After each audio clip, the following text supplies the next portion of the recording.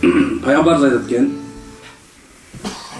кимде-ким мага эки жагынын ортосундагы жана эки бутунун ортосундагы нерсе кепилдик берсе, эки жагынын ортосунда бул тил, эки ортосунда, эки сандын ортосунда бул мүчөсү, эркек аял, эмгечилик болгон, шариатта шарт.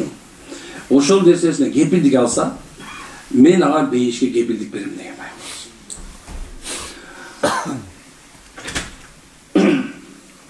Кепилдик деген сөз сактанса деген маани берет. Же ушул нерсени кылуудан корксо деген маани берет. Дагы бир жерде субханалла мындай айтканда гарантия деген кепилдик да турабы? Бирок мындай айтканда ушул нерсесине бекем боло турган болсо деген. Адамдардын көпчүлүктөрү зыян тарткан нерсеси бул анын тилинен болот экен.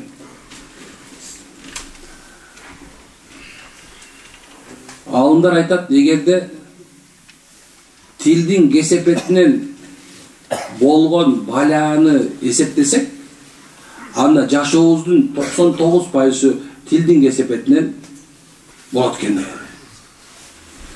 Дагы бир жерде болсо,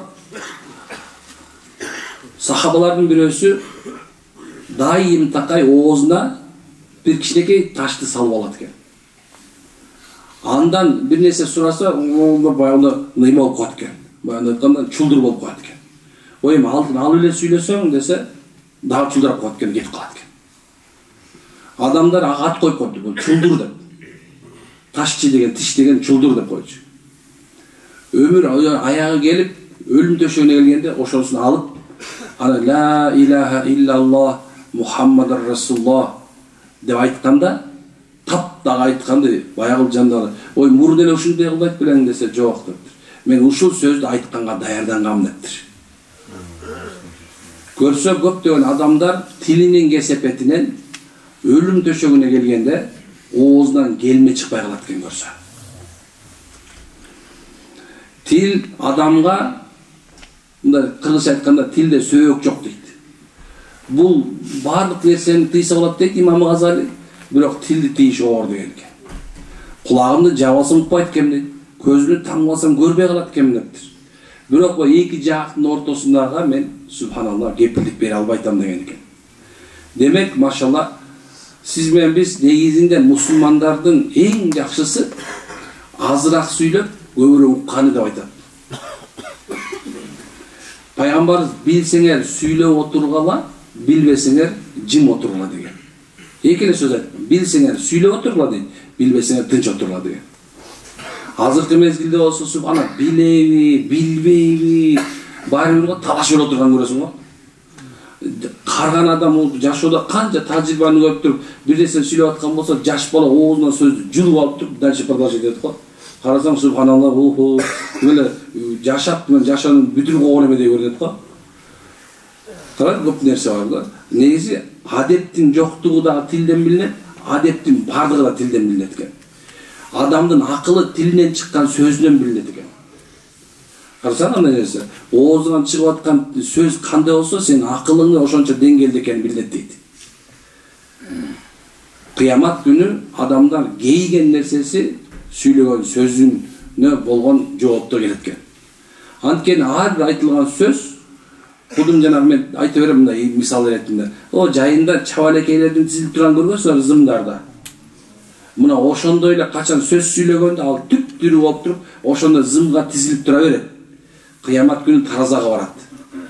Жалган болсо күнөө тарапка оор болот, чындык болгон болсо бейиш жака күбө болот.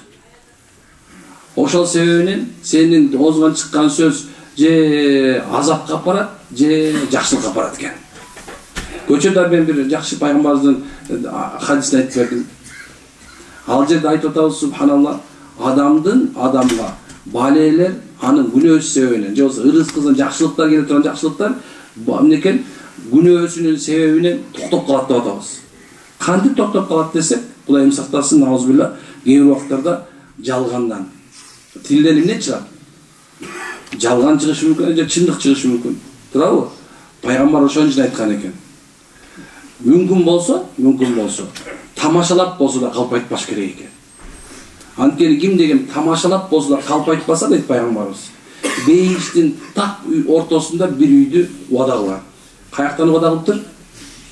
Бейиштин так ортосунан, субханалла. Тамашалап кээ бирде айтам да, бул жигиттер келет да, устаз кандай кылсам, эмне кылсам? Өлүп баратсаң дагы чындыкты айтып өлүп кал дейм да. Кээ бир убакыттарда ушундай бар экен, чындыкка окшош жалган бар экен, кээ бирде жалганга окшош чындык бар экен. Адамдар көпчүлүгү жалганга окшогон чындыкка баш ийишет. Бирок чындыкка окшогон жалгандар бар кээ бирде, субханалла. Эмнекен ал адамдын башын тумандаткан, бирок ар жакка барганда мына кыртылды билет дегендей анан эле билинип калат экен. Ошонун себебинен эмнекен тилдин кесепети өтө оор экен. Бир жерде тил кыямат күнү эки ачекей болуп барат экен. Эки жүздүүлөрдүн жалганчылардын эң жалганчысы бул эки жүздүүлөр. Мунафык деп коебуз. Мына ошолордун тилдери эмне болот экен? Эки бөлүнүп барат экен. Мунафыктык эки бөлүнөт. Биринчиси бул адамдардын арасында мунафыктык болот. Бул айтканда сүйлөсө жалган сүйлөйт. Аманат кылса кыянаттык кылат. Убада берсе аткарбайт. Бул эмнекен, субханалла, чыныгы адамдардын арасында, бул жокойчу, бул калпычы, бул ишенип кереги жок. Бул 200 ал сени алдап кетет деп аят экен. Бирок экинчи чоң 200-лүк бар, бул Алла менен болгон диндеги дини 200-лүк. Качан мокелердин да коебуз тамашалап, молдулардын жанына, таксырлардын жанына, дамыллардын жанына келген мезгилде, силерге туура, силердин аркаңан ичиш керек. Эң туура айтасыздар. Биз деп калат да, бирок качан өзүнүн баягы картежник менен, нардист менен, же дагы бирси мына бильярдта жүргөн эмеси менен, же болсо зынада бир, аракта бир болгону менен, же болсо анекдотто бир болгон жолуккан мезгилде шайтан менен бир келгенде эмне кылат экен? Бул молдаларды шылдыңдап коюш керек ушинтип. Жанында туруп ушундай деп некен? Алар Кудай менен ойношот экен да. Сенин көзүнчө мусулман экен, тигинден кафир экен. Караганда 200-лүк эң жаман ушул болсо. Мына ушундайлардын тилдери кыямат күнү Алланын алдына барганда эки бөлүнчө жылаандыкындай болуп барат экен. Алар билет экен кимдер экен. Мына ушундай, ошол себептен пайгамбарыбыз кимдей ушу тилин сактаганга кепилдик берсе, мен ушу менен калп айтпаса, адамдын көңүлүн оорутпаса, адамды сушу менен тил менен өлтүрбөсө, мен дайыма тил менен өлтүргөндөр деп коем. Канча деген эжелерди билем, канча байкелерди билем.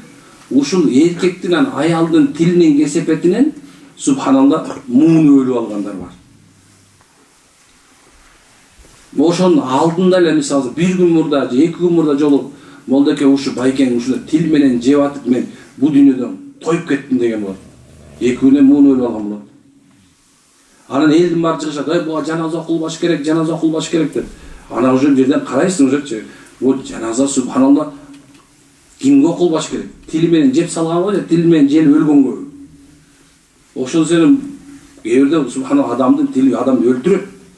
Кээ бирде өлүп аткан, соолуп турган адамды кайра тирилтет. Эгерде жакшылык кыла алсаңар, анда тилиңерди жакшылыкка колдонгула. Мына ошол чыгы жакшылык. Кепилдик деген ушул. Кечирим сурап кой. Кечирип кой. Тилиңге мунун салмагы да жок керек болсочу. Кечирдим. Менден келсе кечирип койгонсуз болду, эки эле сөз. Адам баласы субхан ушу менен бир аз туруп эле оңоп кетет экен. Эми эки буттун ортосунда кепилдик. Кудайым сактасын, аузубилла. Кайсы жерде зына көбөйсө, ошол жерде өлүм көбөйөт экен. Кайсы жерде нике кымбаттаса, ошол жерде субханалла ойноштук көбөйөт. Азыркы мезгилде биздин никелерибиз аябай кымбат болуп кетти. Тойлорубуз ушунча кымбат болуп кетти.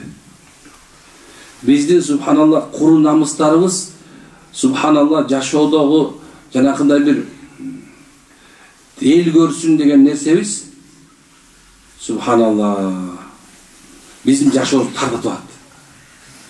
Көп бала үйлөнө албай атат, көп кыз субханалла турмушка чыга албай атат. Мына ар бирибиз атабыз, энебиз. Мына мен атадагымын, мисалы алса, мындай кыздын атасымын, эркектин атасымын. Мен дайым айтып атам элдерге, келгилечи мындай кылалы. намыстанбай эле кызыңды илейген чоң жерге элдин баары 250 кишини тыгып чакырып алып, анан кийин субханалла о кызыңды узатып, ырдатып, чордотпой эле жөн эле үйүңдүн ичинен акырын узатып коелу. Эркекке болсо субханалла акырын барып ошол жерде баягы илгеркичи эле калыңыңды бер да алып кел да үйүңө бир 20-30 кишиге той берип кой, болду.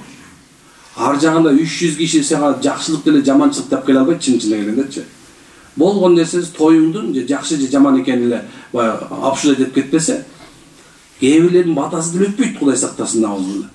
Мен көргөндө ушундай чыгат дагы, эми Кудай кут болсун, анан мындан тигиндей мындай, анан барып ушундай көрүнүп туруп эле анан кийин баягысын беришин берип коюптур, ошо менен кетиш керек деп болду. Ушунчалык көргөзмөлүк үчүн азыркы мезгилде никенин кымбаттап кеткен себебинен көпчүлүгү субханалла куурап кыйналып атат. Ошонун себебинен никенин кымбаттыгынан жаш балдар субханалла эрден чыккан 4 балалуу катынды алып атат. Улуусуна карабай. Никенин кымбаттаганына болгон себебинен кээ бир колунда жок кыздарыбыз субханалла. Жанында колунда бар 4-5 баласы бар, 3-4 катыны бар кишиге тийип атат. Эмне моюнга албайсыңарбы? Бул болуп атат да, мен практика жүзүндө көрүп атам бул нерсени. Ошонун себебинен субханалла урматтуу бүтүндар, биз качан кепилдик беребиз буга? Качан 2 бүтүнөрдө кепилдик беребиз? Качан ушул нике субханалла арзандаганда. Мага чоң жаман нерсени айтып атышат. Статистикага келип калганда субханалла уже мисалы бар экен, уже 10% эркек өзүнүн кызына айгыр болуп тур уже. Акыр заман аламаттан белгилеринен бирөөсү ушул. Өзүнүн кызына атасы айгыр болот. Мен азыр даже махрам деп айтып келгенде келинге, бул сенин кайнатаң сага махрам болот. Сен нике өтпөй тургандарда мунун жанында жоолугу жок жүрсөң болот деген нерсе айткандан коркуп калдым азыр. О эгинде бир тал сакалы жок шүмшүк. Субханалла өзүнүн келинине мында көз кысып, баласы о тияка эмеге кетсе, 15 күн деп жана вактыга жумушка кетсе, келинине мен деле сенин күйөөңдүн атасымын да, мен деле ошондоймун сага деп ыдык көрсөткөндөр толуп кетти.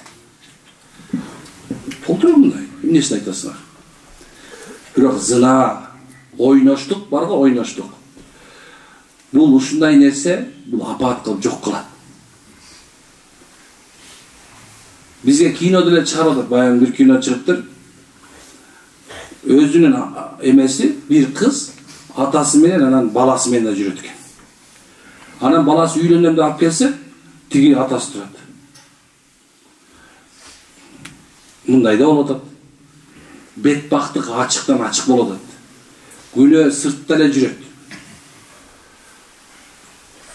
О иман келтиргендер.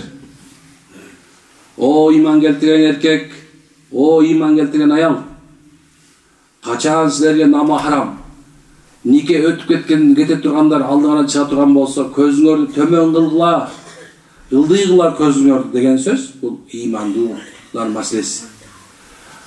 Эгерде жүрөгүңдө кыпкынчалык иман бар болсо, кыпкынчалык уят бар болгон болсо, сен бирөөнүн аялын, бирөөнүн кызын, бирөөнүн күйөөсүн, бирөөсүн баласын кароо сен үчүн субханалла арам. Пайгамбар саллаллаху алейхи вассалам эркек менен аял бир комнатада жалгыз отуруп калышы дейт. Бул өлүм деген. Дагы бул жерде субханалла дейт, бирөөнүн намахрам аялына кароону карап, ошо менен сүйлөшкөндө, о бу төбөңөр сага мык кагылып калсын деп айткан пайгамбарыбыз. Мык кагылып калсын деп. Мына бар го мык. Болоттомон мык кагылып бияңан чыгып калсын сен. Көп адамдар кыяматта сокурлар барат экен дагы, сокур болгонун шүгүр айтат экен. Көзү көрүп туруп, субханалла, ушунча күнөө менен баргандар көрүп, сокурлар субханалла разы болот экен, я Аллах. Мен сокур калганга разымын мен деп. Ошол себептен мекен азыркы мезгилде апааттардын бирөөсү ушул, зына. Туугандар, бул зынанын аркасында көптөгөн бала бар. Мен силерге бир нерсени айтайын. Биринчиси. Зына кылып аткан эркектин аялындагы экөөнүн тең акылы кетет. жүрөгүндө коркунуч пайда болот. Бул бир. Экинчиси субханалла жами журтка шерменде болот. Үчүнчүсү субханалла ооруларга кириптер болот.